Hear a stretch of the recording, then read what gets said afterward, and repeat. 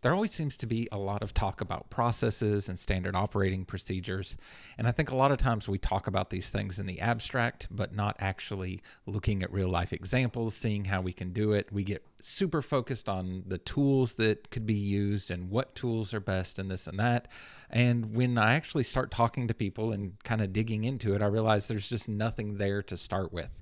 So I wanted to create a little video that will show you how you can put together some basic processes, some basic standard operating procedures, and at least get started. The only way you're ever going to have better processes or better standard operating procedures is to have some in the first place. So you got to start somewhere, and then you can use those to continue to improve them, optimize them, make them more efficient, add more detail to them, get them inside of better tools that might make them easier to use.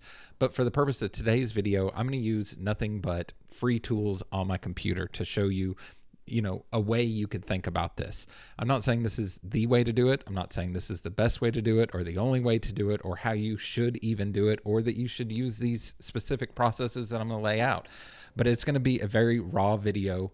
There's no script. I'm not starting with anything to go off of. You're going to watch this through in real time as I create some processes and standard operating procedures. And my hope is that by watching this, it gives you a little bit of confidence to say, okay, I could do something like that, and that would give me a starting place. Because like I said, I think having somewhere to start is the important part. So we're going to keep this very, very simple. We're going to use a free word processor I have installed on my computer. I'm going to use the file structure just in Windows because that makes things really easy to just kind of organize and see how they work. Of course, there's plenty of tools you could use to put all these in, ClickUp and Trello and Notion and all those. But basically, it's going to run off the same principle. You got to have things organized. So what I'm going to start with here is just this folder that says processes and SOPs. And so inside of that, we might have, it opened up in another window. So inside of that, you might have different processes for different parts of your business. So we'll create a new folder and we'll say this one's for website builds. We'll do another one for care plans. We'll do another folder for maybe SEO retainers. Okay, so that gives us a few different services within our business. All of those, we need processes within them. So today, I think just for the most universally understood one, we'll start with website builds. Okay, so inside of a website build, we're going to have several, processes within that to take the customer from the initial lead generation, when you're first making contact with the prospect, all the way through completing the project and maybe even onboarding them to a care plan. So what I'm going to do is I'm going to create some folders for each step of that process. So we might start with lead generation, right? Because that's going to be the first process people are going to have to go through in order for them to come into our ecosystem. You'll notice I'm numbering these folders just so I can easily reorder these if I change the order later. Obviously, you have to renumber all of them, but it gets the job done. Done better than perfect. So after lead generation, they'll probably move into some kind of sales process. After we get through with selling a website, so let's say we've signed a contract with them, we're good to go. The first thing in my agency, obviously, this is why you got to write your own processes, and just taking somebody else's isn't going to be extremely helpful because everybody does things a little bit differently. So in my agency, the next part of that is going to be content. When we get done with content, we will move on to design. And when we get done with design, we're going to move on to development. When we get done with development, we're going to move on to testing. When we get done with testing, everything's good to go. Next, we're going to launch the website. So we'll say launch. When we're done launching, I give everybody like a 30-day period. It's kind of like a grace period, or some people I think have referred to it as a warranty period. So this is basically just a period of time that says, okay, we probably missed some things, or in real life this may change. I give a grace period of about 30 days for those things, where the project's really still active and ongoing, and fix any bugs that come up. We're not really adding new scope, but there is kind of the warranty period. And then typically I'm going to finish all of these projects with trying to get them on a care plan. So we'll just say care plan onboarding.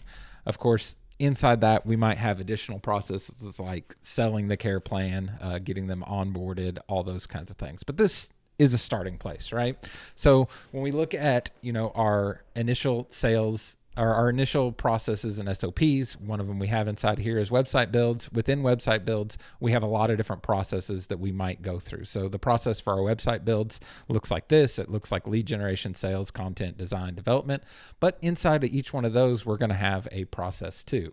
So if we go to lead generation, for instance, I'm going to have a process I'm going to go through with leads, and that process might be different depending on how I get the lead.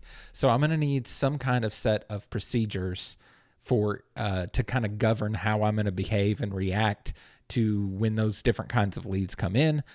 And really the purpose of that is to not only simplify things to make it less decision making, so I don't have to wonder what do I do next, but it gives me a repeatable process I can follow over and over again and make sure I provide something that's consistent to clients, as well as make sure that I'm not forgetting things. So over time, you keep editing your processes, optimizing your processes, making them better. But the only way you can do that is to follow them every time and then optimize them as you go. So what I'll do in this case is, now that I'm going to be writing SOPs for these things, I'm just going to use a rich text document. That'll give me a little bit of formatting options, and it should be perfect for getting started. So we'll do this first one here, and we'll say we'll need one set of SOPs for an incoming email. So if somebody just emails me, what's another way we can get a lead? We can do an incoming phone call. We could do an incoming form submission, or let's say a incoming referral. So these are all, the basic ways you might get, inbound leads. We could also talk about outbound and stuff, but let's keep this simple for the purpose of this video. So let's say these are all the processes we're going to need to write out for our lead generation process. So these are all the procedures we're going to need to write, So then we might go into sales here, and inside sales, we're going to have several processes we need to follow. So the first one might be setting up some kind of free consultation. So that's usually where I'll go once I get an incoming lead.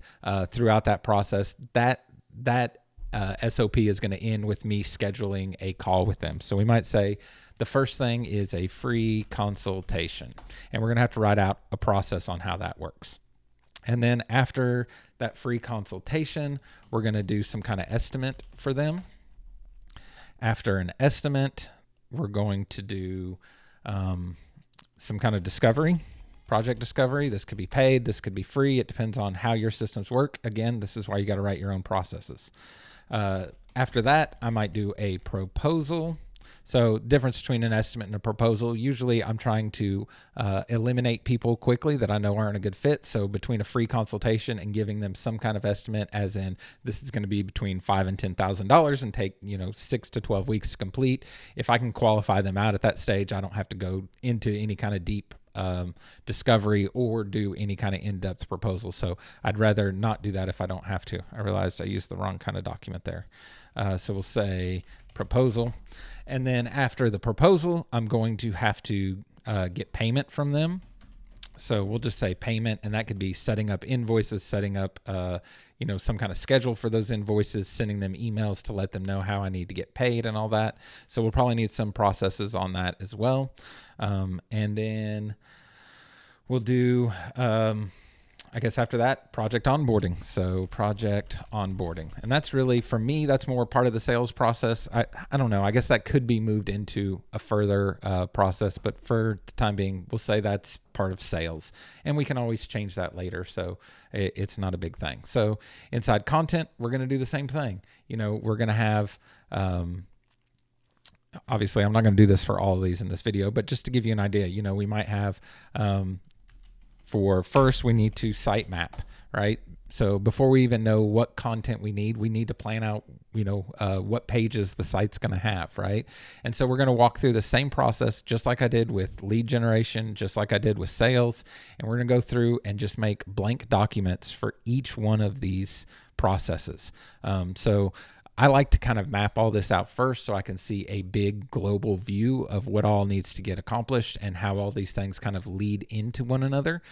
Because inside this website builds, one thing has to lead to the next. And that kind of helps me map all this out. And sometimes visual tools like site mapping type tools are better for this. For me, I can usually do this off of a Word document. And for the purposes of keeping this simple, we'll leave it there just as is like this.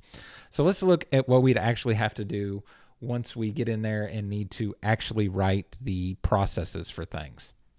So the first thing I have on my list in sales is this free consultation. So we can use this as an example. So I'll go ahead and open this document, and this is where I'm actually writing a standard operating procedure. So kind of these folders house my processes, and then each side inside of these documents is my SOPs. Of course, if you're using a different piece of software, it might be a card or something inside of Trello, or a list is your process and a card is your procedures. But really think of the processes as the more zoomed out view of everything, and the processes as the step-by-step directions of what actions you need to take. So the more granular you are, the more detail you need to add. So this one is our free consultation. I'm just going to put a title at the top of that. And I usually like to start these documents off with putting what their purpose is and putting what the outcome of this process is going to be. So we'll bold those. And so the purpose of this free consultation, it's going to be to conduct a 15-minute call. And we'll say that's via Zoom or phone, and with a new prospect to determine their fit. And so that's really, boil it all down, that's the purpose of what this free consultation is.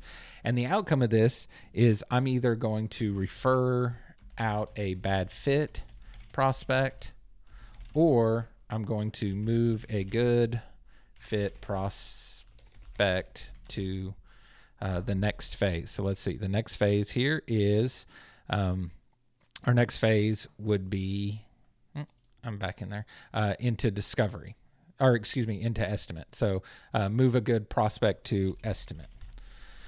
Let me unbold that here.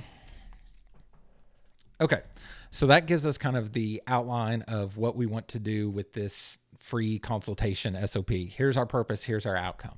So I like to start this by just kind of mind mapping what all is going to be inside of this document. So we're going to have to, at this point, we have the call scheduled. That would probably be in an earlier process. But at this point, we're going to have to start the call. We're going to have to ask questions. So we might say, those questions could be things like, what does your business do? What services, products do you offer? How long have you been in business?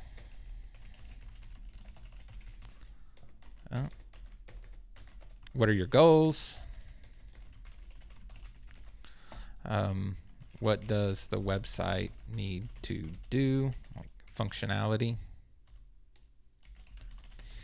etc. So we're gonna dive deeper into all those in a little bit, but for now we'll start with that, and then after we get done asking questions, what I like to do on these consultation calls is provide them with a verbal estimate. So I use the word estimate and not proposal because I am just kind of estimating the cost. This is usually a big wide range. It's going to be $5,000 to $10,000, and then before we end this call, I need to answer questions clients have. So if my clients have any questions, or prospects at this point, prospects have.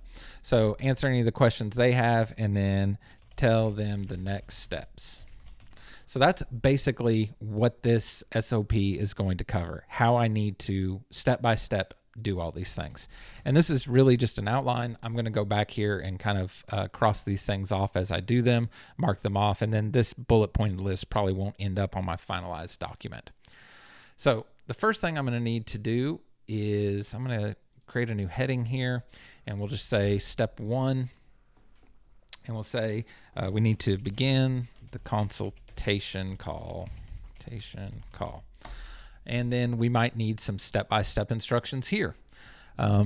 So before we begin this call, one thing I like to do is set calendar reminders about 15 minutes before a call, because I need to prepare for that call, right? So we might want to review the call booking information.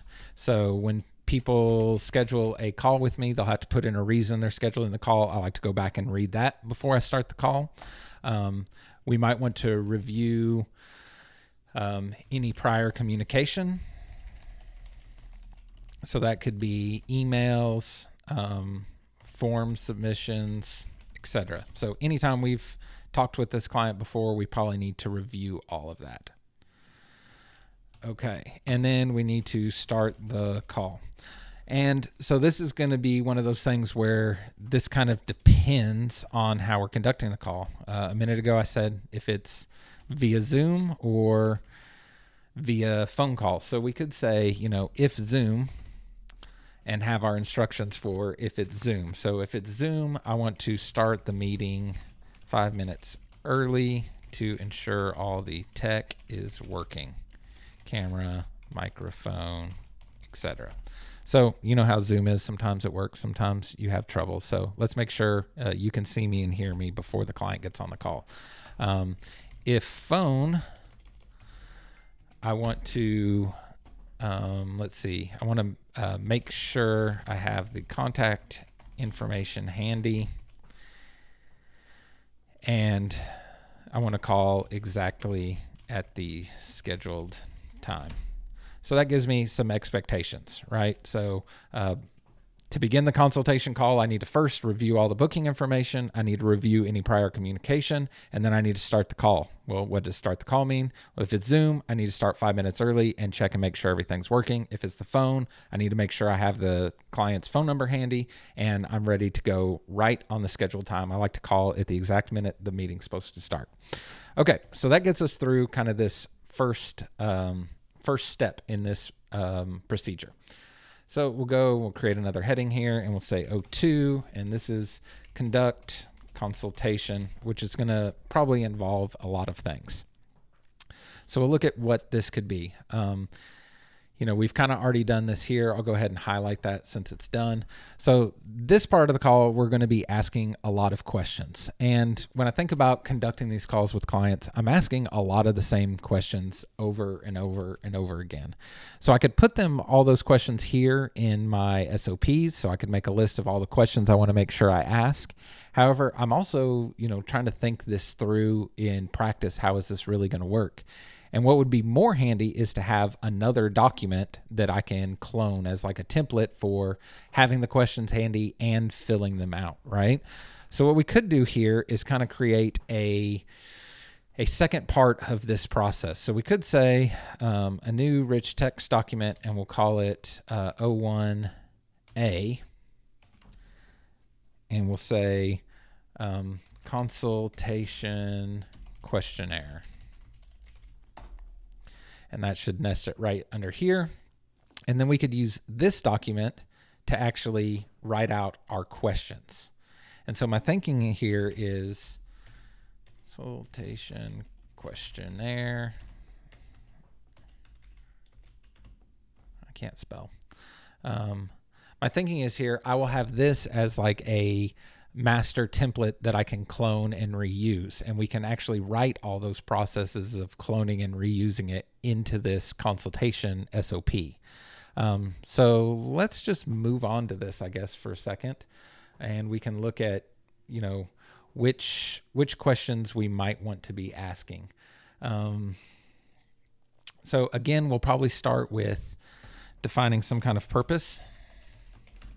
And the purpose of this questionnaire is going to be to learn about the prospect's business and let's see, get a high level scope and determine project fit. Okay, so that's going to be our purpose of this document. So let's talk about the questions we need to ask. We're going to be using this as kind of a template to reuse every time. So we'll say questions. Bold that. Here we go. I like formatting. Okay, so the first question I might ask is, I'll want them to kind of tell me about their business, what they do, how long they've been in business. So I'm going to give myself a prompt here. So tell me a little bit about what your company does and how long you've been in business. And this is a nice open-ended question where I can get a sense of how well they know their business, how well they can articulate their business. I like this question a lot just because I can get a lot from it. So what I'm going to do here is actually insert a table. And I do a table here so I can kind of have the question here and then encapsulate the response. So during our consultation, I'm going to be writing these answers down. So for each one of these questions, I'm going to put in a table here where I can record the response. All right, so what else do I need to ask? I like to ask about what challenges they're facing. So what challenges are you facing? So this could be external, internal. It could be within their industry, etc. So I might have to prompt them a little bit on a question like that. And instead of saying just what challenges are you facing, I could give them examples like, there could be problems within the company that's leading them to need a website. It could be external factors. There's new competitors moving into town. They need to be able to compete, etc. I want to get some kind of idea on what challenges they're facing and what they're hoping this website will help them overcome. All right. So what else do I need to know? I like this question too. So we could say, what made you decide that now is a good time to have a website built? So now we kind of get into why now, the why now question. Why are we doing this today? And that will give you kind of a sense of their urgency, and it'll give you an idea of how on fire this project is. How badly do they need to get it done?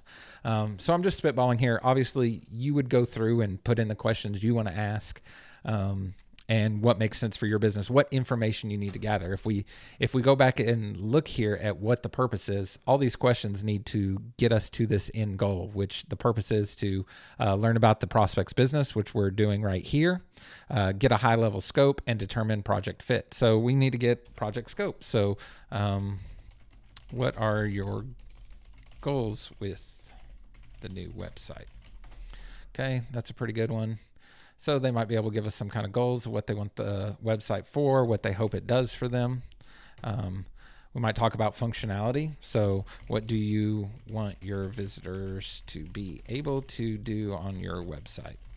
And again, we might give them examples like e-commerce, membership, etc. So I'm just kind of shorthanding these because I want to have some kind of prompt for me during the conversation to be able to say, what do you want your visitors to be able to do? Do they just need to read information? Do they need to be able to log in? Do you need to sell some kind of product on your website? All those questions help me kind of determine the scope of what kind of project we're building.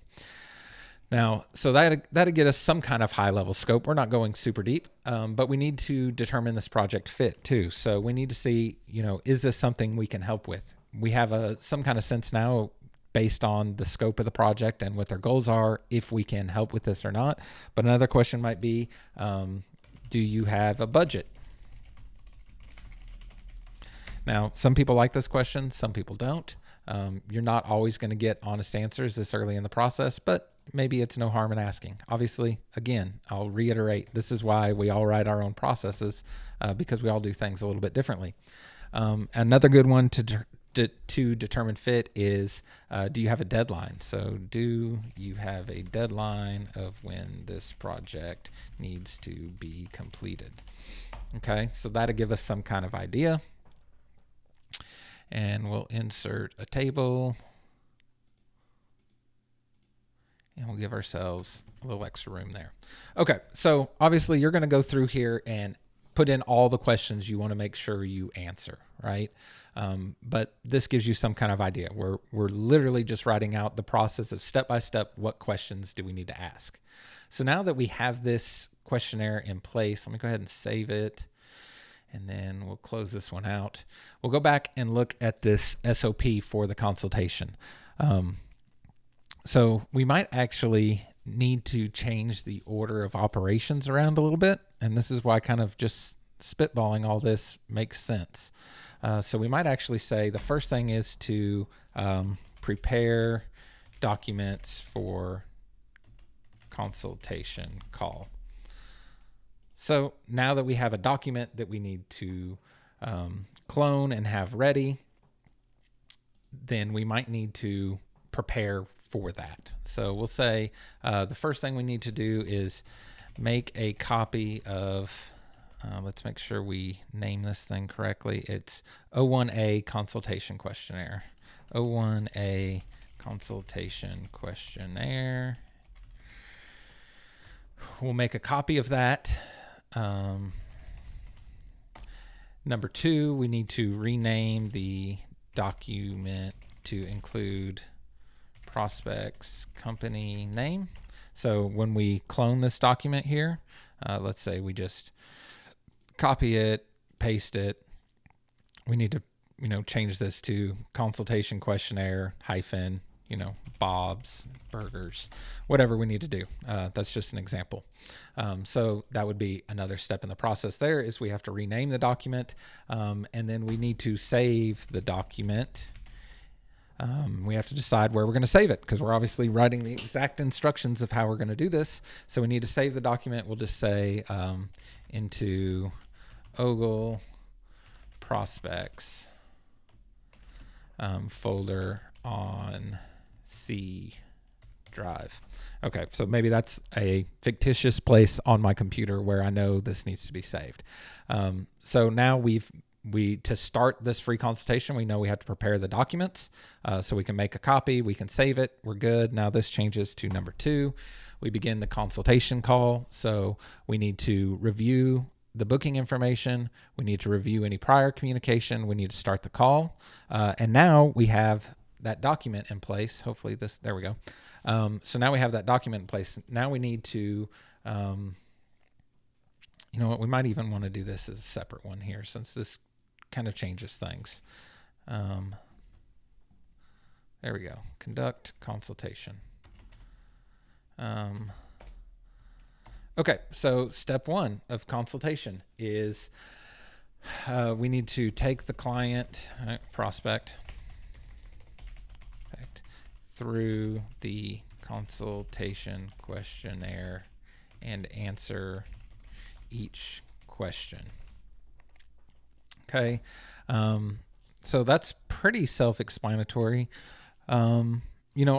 Obviously we're not going to account for every scenario as we write this out. We're going to be changing these and updating them over time, but we might want to have like a place for additional notes, right? So we could say add any additional notes to the additional notes section on the consultation questionnaire. And we'll go back here. We'll open this questionnaire. See, we're kind of learning as we're going. As we're having to walk through all this, we're realizing, that's the wrong one. We're realizing things need to change already. So let's scroll down here and we'll just say additional notes. And we'll add another little field here. And we'll give ourselves plenty of room to add additional notes. We'll save that. Done. Okay. So we need to add any of those additional notes. And that's pretty much everything inside of the conducting the consultation. So we'll move on to the next. The next thing we need to do within this process is give them some kind of verbal estimate. Verbal estimate. So how do we do this? How are we going to be able to repeatedly, consistently give people some kind of verbal estimate? So obviously we're going to need to base this on the conversation we had.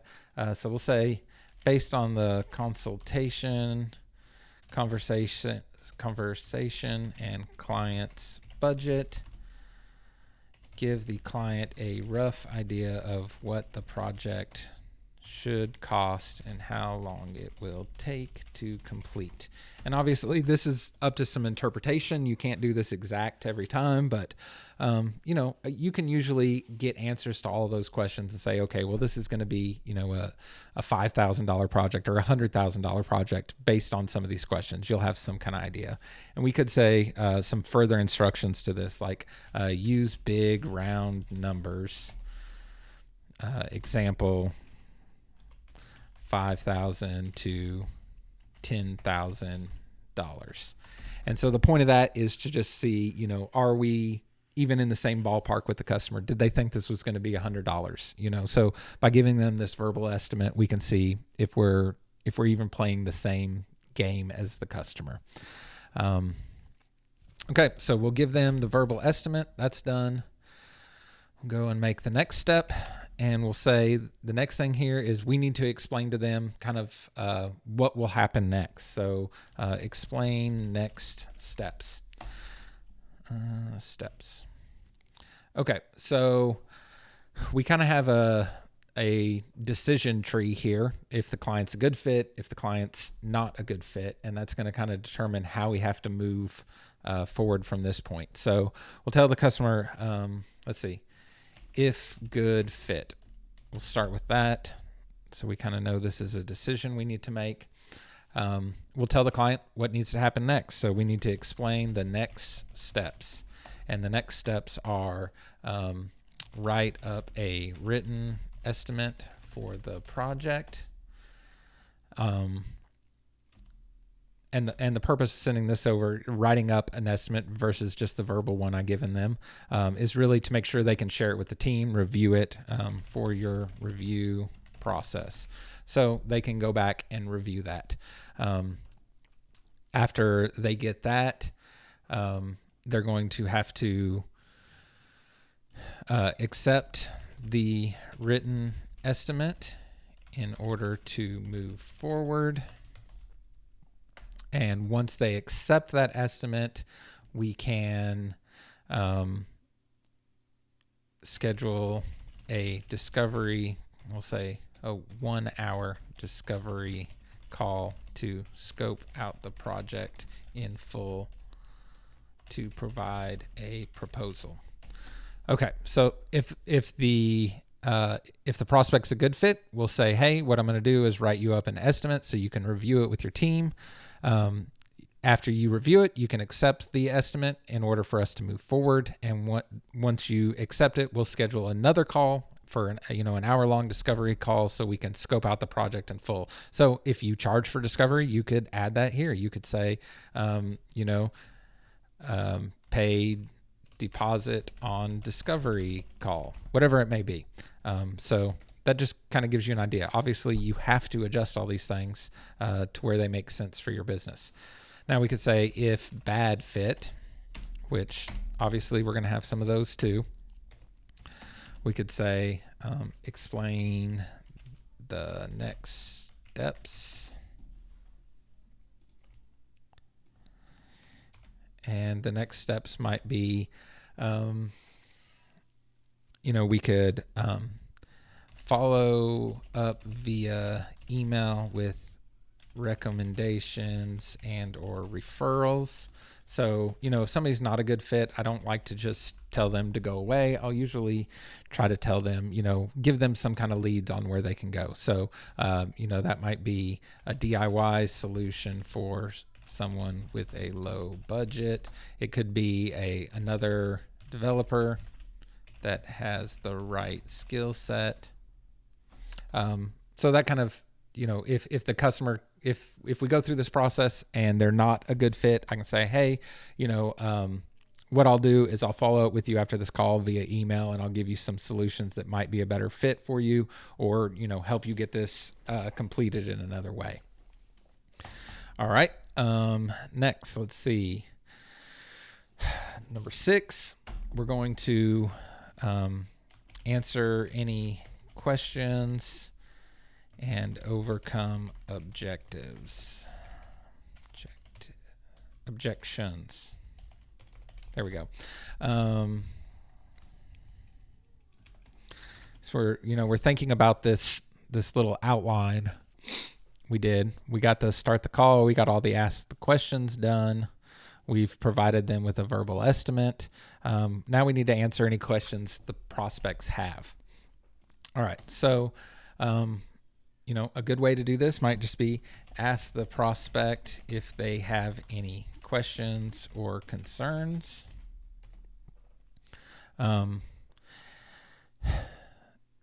rule of thumb you might want to give, and especially, you got to be thinking about these SOPs too in how they're going to be used. Are you doing this yourself? Are you the only one that's going to look at this document, or are you going to be handing this document to somebody else, right? So typically I'm the only one looking at it. So I know, how I want to answer questions or address concerns, but you might have somebody else that needs to be looking at this document. So maybe you need to give further detail to that. So let's say you want to give some kind of instruction on how they answer questions or address concerns. So you could say, if you cannot answer the question with certainty, then it's okay to let them know you will follow up with an answer.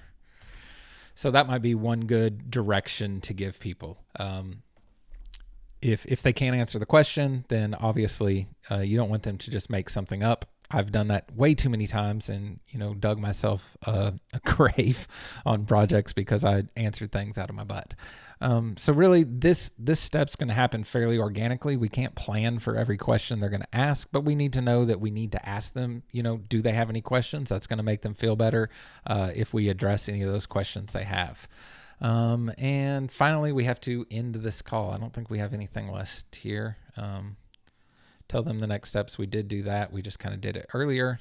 Answer the questions, and we'll say, finally, we want to end the consultation call. And so how do we want to end these calls? So I would say, one, we need to recap what the next steps are and provide a timeline for completion. So I like to say, hey, okay, now now that we've gone over all this, what I'm going to do next is, and I'm going to explain either these steps here if they're a good fit or these steps here if they're a bad fit, and then give them some kind of timeline on when I'm going to complete that. So I might say if they're a good fit, I'm going to write you up an estimate so you can share it with your team. Once you review that estimate, if you accept it and move forward, we'll go ahead and schedule a discovery call. I can get you the estimate over by, tomorrow end of day or by next Friday or whatever it may be, but give them some kind of expectation, right? So I think it's important here to say, recap what those next steps are and provide a timeline on that. And obviously we want to thank them for their time. So before we hang up the call, let's make sure we thank them for calling us, whether they were a good fit or bad fit, or it doesn't really matter. Skill set. We'll hyphenate it. So obviously we want to thank them for their time and, be gracious that they gave us time to talk about this project, whether it was good or not. You never know who's going to end up referring you your next project. So if we look at this, we look at this bullet pointed list. We covered all that. I'm going to go ahead and delete this out of the SOP, and we'll actually label this SOP. Free consultation standard operating procedure. So the purpose of this is to conduct a 15-minute call via Zoom or phone with a new prospect to determine their fit. For the outcome, we want to refer out a bad fit prospect or move a good fit prospect to an estimate. So I think we've outlined those things here. And it's always good to reread through all this and say, okay, yes, all this makes sense. But here's where the important part comes in. Now we actually have to use this SOP, right? So we'll go ahead and save this, close it out. And we have, obviously we have to move on to the next one and the next one and the next one. And we have a lot of these to write. And this is why so many people never write up processes and procedures. It's not because it's hard. You just saw, I don't know how long we've been doing this. Let me see if I can tell. 30 minutes or so. And we've written up an entire process. It wasn't a procedure for part of a process, and we've kind of outlined processes. It wasn't anything difficult to do. Everything was off the top of my head. It was workshoppy and we kind of had to do it as we went, but we made it all work. You just have to repeat this process over and over and over, and it takes a lot of time to do. But the important part of this, and kind of where I was going with that, is you have to use these processes, and then you have to optimize these processes. So you have to think about this, once you get these things laid out, the next time you have a consultation you have to do with a customer, you need to open up this process, and then you need to go through this process every time. And what you'll learn is, this worked fine, this worked fine. Oh, I actually need to save this somewhere else. I need to create a new folder for prospect company. Right? So you adjust that SOP, and then you save this SOP. And next time when you do it, you know that has to be done because you've kind of optimized this process. And you might find we started with begin the consultation call, and then we realized we had to ask all these questions. It might make sense to make a document. So we reordered things and shuffled things around. Chances are this first SOP you make is going to be the worst copy that ever exists, because every time you use it, you're going to realize, hey, I could combine these steps, or I could do this first, which would save me time later. And you'll go back and forth and kind of figure out, how this process is optimized. But the only way you're ever going to get there is by actually writing things out first and then following them. And really the biggest benefit to all this is now when somebody schedules, for this exact example, now when somebody schedules a consultation with me, I don't have to go, oh shit, what do I need to do? What do I need to have ready? What do I need to use? Do I need to grab a pen and paper? Do I need to grab a Google Doc? Everything in here is outlined for me. I don't have to think about this at all. All that decision-making process is done for me. So I know, hey, my calendar reminder just came up. I have a call in 15 minutes.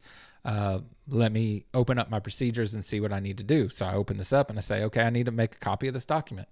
Perfect. I'll go in here. I'll copy it. I'll paste it. The next step was to change the name. So we'll just say Bob's Burgers.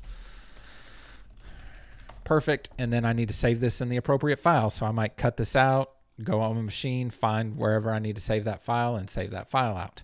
And delete that so I don't have this in the way. But you have to continue to follow these processes over and over in order for all of this to end up working out.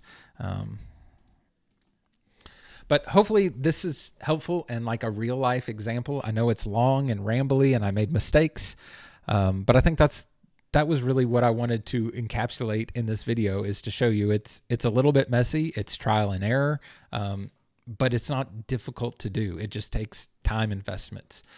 You can do this like I just did this, kind of playing out the scenario in your mind as to how these things go, just based on your own experience and how you've done things in the past. Or you can literally write these things down as you do them. So you might say, okay, on the next consultation call I have with the customer, I'm going to write down everything I did to prepare for that meeting, everything I did to conduct the meeting, how I ended the meeting, and write it down kind of as you go and use that as your starting point. Because if you've done something more than once, you kind of by default have developed some kind of process for it. It might not be a good process. It might not be a consistent process, but you've done some kind of process. So some of that work is already there. It's just about actually documenting it. And, for some things you can easily kind of, like we did today, just play out the scenario in your head and kind of envision how all that would go. For some things, when we get into, when we start looking at development processes, let's say, where we have to spin up a new WordPress install, set up a subdomain, those kinds of things. Maybe you can do that from memory, or maybe you actually need to walk through those steps as you do it. So that might be one of the processes, or the procedures you write out step by step as you actually do it. For a lot of the procedures I've written out, and I'm not saying I have all mine done, I don't. But for a lot of the ones I've done them that way, and just planned, okay, on this project, I'm going to be documenting the entire process. So when I told the customer how long the project would take, I might have told them 6 weeks instead of 4 weeks, because I knew I was going to be spending extra time on their project documenting it as I go. So that's something to think about too. But I would love to know what you think about this. If you have questions, I don't pretend to be an expert on this. I think more than anything have just been frustrated by how much talk there is about processes in theory, but very little in practice. Maybe confusion over what's a process and what's a procedure, because I think there is semantics there, but there's also, you have to be able to define those things to know where you're lacking or what you need to put together. So hopefully I just, in all, I hope this helps you kind of see that it's not that difficult, that it can be done. The benefits to having it, like I said, to be able to just open up this document and get right to it without having to reinvent the wheel every time is super helpful and will make you more efficient. As we talked with Link back on the podcast when he was talking about selling, buying agencies, imagine how much more valuable your agency is if you had all of these different services you offered, and inside every one of them, you had these processes laid out, and inside of every one of these processes, you had SOPs for all of them. Oh my God, your agency is worth thousands of more dollars because you have your shit together, right? And not many companies have their shit together like that. The other big thing is obviously when if you're planning on growing your business, scaling your business, adding team members, it's really hard to train somebody to do something if you don't have some kind of written down process. That means you have to stop down and show them and coach them through it every time. And when they make mistakes, you need to go jump in there and help them physically, like go in there and help them get through it. But when you have these written processes, you could open up this document and talk them through it once, and then they have the document to refer to. For a lot of us, we'll do these things by habit because we've done them 5 million times, and we can recite exactly what the steps of the process are from memory. But when you're training somebody new, that's not the case. They need some kind of document to go off of. So think about the amount of time you could save getting a new employee up to speed if you had all these processes written down for them. Like I said, I don't think necessarily Word documents and files on your computer is the best way to go, but it's a way to go, and it's better than nothing. You might find that it makes more sense to do this inside of something like Trello. You might think ClickUp has documents inside of it as well. You could organize all this inside of ClickUp instead of writing down all these things, especially when you get to like spinning up a WordPress server. It might make sense to fire up Loom and record a video and walk through it. That's a whole lot quicker than writing out an SOP, and it's probably a better way of communicating instructions like that. Obviously, those are a little bit harder to go back and edit if things change, but, think about the different ways you can deliver this information and who's going to be looking at the information. I think having that purpose and outcome on all these is important, but also thinking about who's going to be using this information, because when you can optimize it for them, obviously it's going to be more useful. Again, if you have any questions, I'd love to answer them the best I can. Hopefully this is helpful, and we will talk to you soon.